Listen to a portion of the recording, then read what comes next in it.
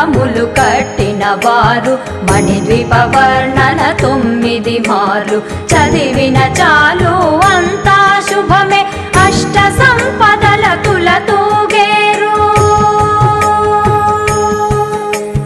శివ కవితేశ్వరి శ్రీ చక్రేశ్వరి మణిద్వీప వర్ణన చదివిన చోట తిష్ట వేసుకొని కూర్చొనునంట కోటి శుభాలను సమకూర్చుటకై.